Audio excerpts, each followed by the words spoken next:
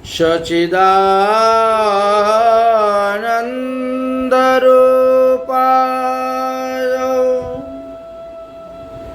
বিশ্বুৎপত্ত্যাদিহেতবে তাপত্রয় বিনাশায় শ্রীকৃষ্ণায় বয়ম নমঃ। গুরুবে গৌরচন্দ্রায় রাধিকায় তদালয়ে কৃষ্ণায় কৃষ্ণ ভক্তায় তদ্ভক্তায় নমো নমঃ। সুধী ভক্তবৃন্দগণ, যাহারা বিষ্ণু মন্ত্রে দীক্ষা গ্রহণ করেছেন, পূর্ণ দীক্ষা প্রাপ্ত হয়েছেন, পদ্মপুরাণ বলছেন তারা অন্য দেবতার পূজা করবে না, অন্য দেবতার প্রসাদ খাবে না, অন্য দেবতার স্তুতি করবে না, অন্য দেবতার নিন্দাও করবে না, অন্য দেবতাকে প্রণামও করবে না। কেন করবে না? এর কারণগুলি আমরা ক্রমানুসারে আলোচনা করব। বৈষ্ণব অন্য বিরুদ্ধান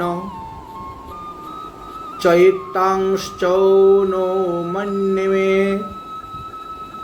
ন পংশুস্তা অন্ন গায়শ্চ ন নিন্দেন স্মরেৎস্তথা। যারা বিষ্ণু মন্ত্র, কৃষ্ণ মন্ত্র, রাম মন্ত্রে দীক্ষা গ্রহণ করেছেন তাদেরকেই বৈষ্ণব বলা হয়। আমাদের 4টি বৈষ্ণব সম্প্রদায়, শ্রী, ব্রহ্ম, রুদ্র, সনক।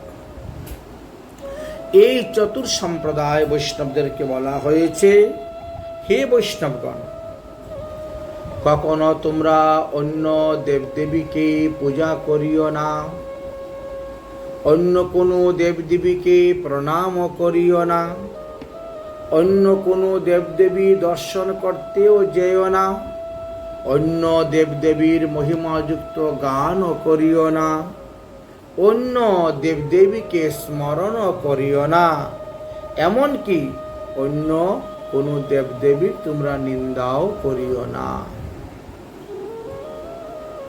কেন? এবার বলছেন রুদ্র জামেল, ইতুরেশাং চ দেবানাং মনুষ্যাদি পূজনম বিষ্ণু ভক্তংশ্চ কুর্বন্তে হি অপরাধং শতোদ্ধয়। যাহারা বিষ্ণু মন্ত্রে দীক্ষা গ্রহণ করিয়াছেন তাদেরকেই তো বিষ্ণু ভক্ত বলা হয়েছে। সুতরাং বিষ্ণু ভক্তগণ যদি অন্য দেবতার পূজা করেন তাহা হইলে অপরাধ হয়, আর অপরাধের কারণে তাদেরকে পতিত হইতে হয়, বিনাশ হইতে হয়। পদ্মপুরাণ বললেন, আপন আপন স্থানে প্রীতি সবাই টানে, ভক্তিপথে দেয় বিগতি। যে দেবদেবীর পূজা করবেন সেই তো আপনাকে টানবে। আপন আপন স্থানে প্রীতি সবাই টানে, ভক্তিপথে দিবে বিগতি, এই জন্য নিষেধ করা হয়েছে। তেষাং ন ভক্ষয়িত উচ্ছিষ্টম মনোন্য নিবিষ্টকো মুনি ন তদ্জাতানাং দেবস্য সঙ্গ কুর্যাতে প্রযত্নাত। ব্রহ্মা কোন এক সময় দেবর্ষি নারদকে বলেছিলেন, নারদ মুনি, তুমি পৃথিবীতে গিয়ে প্রচার করো।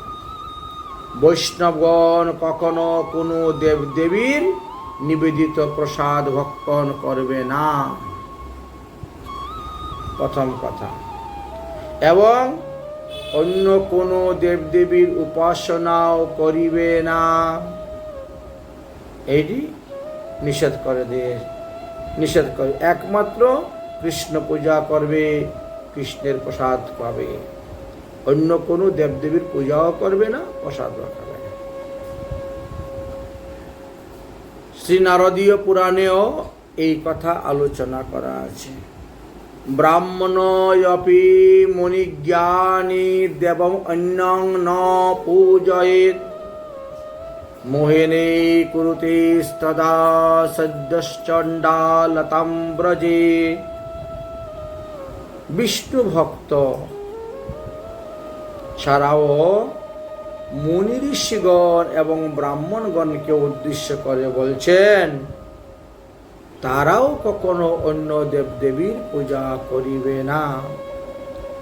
যাহারা মোহের বশীভূত হইয়া অন্যান্য দেবদেবীর পূজা করেন, কামনার বশীভূত হইয়া ইন্দ্রিয় সুখ, দেহ সুখ লাভ করার জন্য, বিষয় সুখ ভোগ করার জন্য অন্যান্য দেবদেবীর পূজা করিয়া থাকেন, তিনি চণ্ডালতা প্রাপ্ত হইবেন। এই জন্যই তো আমাদের নরোত্তম দাস ঠাকুর মহাশয় প্রেম ভক্তি চণ্ডিকা নামক গ্রন্থেতে লিখে গিয়েছেন, অন্য অভিলাষ ছাড়ি জ্ঞান কর্ম পরিহরি কায় মনে করিব ভজন, সাধু সঙ্গে কৃষ্ণ সেবা না পুজিবে দেবী দেবা, এই ভক্তি পরম কারণ। এক দেবা এক সেবা, এইভাবে চলতে হইবে। ভাগবত শাস্ত্র মর্ম নববিধা ভক্তি ধর্ম সদাই করহ সুসেবন, অন্য দেবাশ্রয় নাই তোমারে কহিনু ভাই, এই ভক্তি পরম কারণ। অন্য দেবতাকে আশ্রয় করতে যেও না, তোমার আশ্রয় তত্ত্ব হলেন শ্রীমতী রাধারানী, তার চরণ আশ্রয় করে পরে থাকো, শ্রীকৃষ্ণের চরণ আশ্রয় করে পরে থাকো। তাহলে শ্রীকৃষ্ণকে পূজা করলে সমস্ত দেবদেবীগণের পূজা হয়ে যায়, পৃথকভাবে আর অন্য কোনো দেবদেবীর পূজা করার প্রয়োজন হয় না। যদিও শ্রীমদ্ ভগবতে গীতার নবম অধ্যায়ের 23 নম্বর শ্লোকে ভগবান শ্রীকৃষ্ণ অর্জুনকে বলেছেন যে, হে অর্জুন, যে অপি অন্য দেবতা ভক্তাম অশ্রদ্ধয়াম্বিতা তে অপি মামিব্য কুন্তয় যজন্তায় অবিধি পূর্বকম। যাহারা যে সমস্ত দেবতাদের উপরে শ্রদ্ধামৃত হইয়া তারা পূজা করে যাচ্ছেন, সেটা অবিধিপূর্বক আমারও উপাসনা হইয়া থাকে, কারণ আমিও ওই দেবদেবীর মধ্যে অবস্থান করিয়া থাকি। তাই এখানে বললেন সেটা বিধিপূর্বক হচ্ছে না, অবিধিপূর্বক হয়ে যাচ্ছে। বিধিপূর্বক করতে গেলে কিভাবে হবে? বলেন, প্রথমে কেশব পূজনম কৃত্বা দেব মহেশ্বরম, প্রথমে ভগবান শ্রীকৃষ্ণের পূজা করো, আর তিনার প্রসাদী ফুল তুলসী অন্য দেবদেবীকে দিতে পারো। ফুল, তুলসী তো দেওয়া যায় না, ফুল,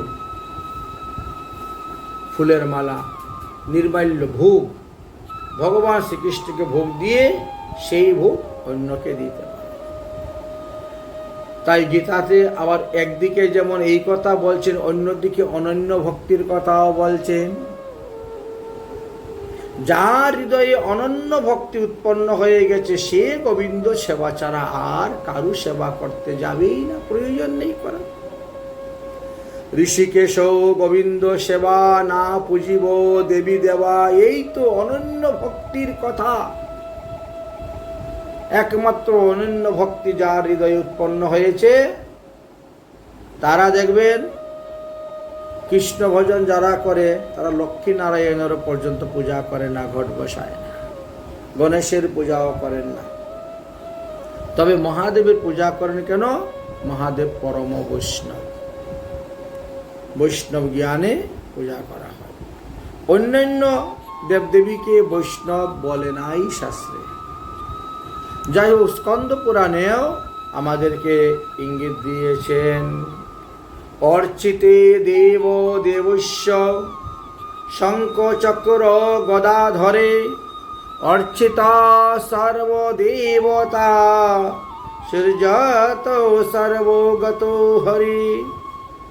দেবদেব শঙ্খ চক্র গদা পদ্মধারী ভগবান শ্রীহরির পূজা করিলে সমস্ত দেবদেবীগণের পূজা হয়ে যায়। অর্থাৎ একমাত্র শ্রীহরির পূজা করিলে আর পৃথকভাবে অন্য অন্য দেবদেবীর পূজা করার কোনো প্রয়োজন হয় না, সেই দেবদেবীর পূজাও তোমার সিদ্ধ হইয়া গেল। অন্যথায় বলছে আপনি যে দেবদেবীর পূজা করবেন তার উপরে আপনার একটা ভাব আসবে, শ্রদ্ধা আসবে, আসক্তি আসবে, নিষ্ঠা আসবে, আর তখন কৃষ্ণ ভজনে তোমার বাধা উৎপন্ন হয়ে যাবে। এই জন্য দীক্ষা গ্রহণ করার পর বলছেন একমাত্র কৃষ্ণ সেবা, কৃষ্ণ পূজা, কৃষ্ণেরই প্রসাদ খাওয়া, অন্য দেবাদেবীর চরণাশ্রয় করার কোনো প্রয়োজন নেই। কেননা তারা কেউ তোমাকে মুক্তি দিতে পারবে না, তাদের কাছে মুক্তি নেই।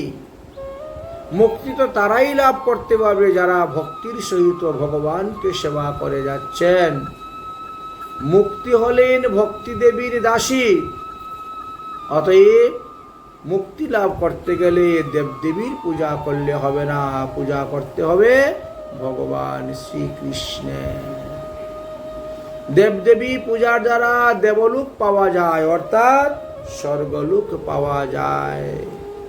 তো দেবদেবীর পূজা করে স্বর্গ যাবেন কেন? ভগবানকে একবার প্রণাম করতে গিয়ে কপালের মধ্যে যতগুলা ধূলিকণা লাগে, দুই হাতের কোণের মধ্যে যতগুলা ধূলিকণা লাগবে, দুই হাঁটুর মধ্যে যতগুলা ধূলিকণা লাগে, বলছেন তত মন্বন্তর কাল আপনি স্বর্গে বাস করতে পারবেন একমাত্র শ্রীকৃষ্ণকে প্রণামের দ্বারাই। তাই বলছেন, হে কৃষ্ণ ভক্তগণ, তোমরা অন্য কোনো দেবদেবীকে প্রণামও করিও না, অন্য কোনো দেবদেবীর পূজা দেখতেও যেও না, অন্য কোনো দেবদেবীর মহিমাযুক্ত গানও গাইও না, অন্য কোনো দেবদেবীর নিন্দাও করিও না, নিষেধ করেছে। তবেই গিয়ে তোমাদের কৃষ্ণ ভক্তি বর্ধিত হবে, কৃষ্ণের প্রতি নিষ্ঠা আসবে, আসক্তি আসবে, রুচি আসবে, ভাব আসবে, প্রেম আসবে। আপন আপন স্থানে প্রীতি সবাই টানে, ভক্তি পথে দিবে বিগতি। যার প্রতি আপনার মন লাগাবেন তার প্রতি আপনার ভাবের উদয় হবে। মন তো একটা, একটা মন আপনি কতজনকে দিবেন? বলছেন একটাই মন, তো আপনি কতজনকে দিবেন? ওই জন্য 16 আনা মন দিয়ে কৃষ্ণ ভজনের কথা বলেছেন। 16 আনা মন দিয়ে কৃষ্ণ ভজন করো, তবেই ভগবানকে লাভ করতে পারবেন। এটি আমাদেরকে উপদেশ দিলেন, শাস্ত্রগ্রন্থ মহাজনগণ দিয়ে গেলেন।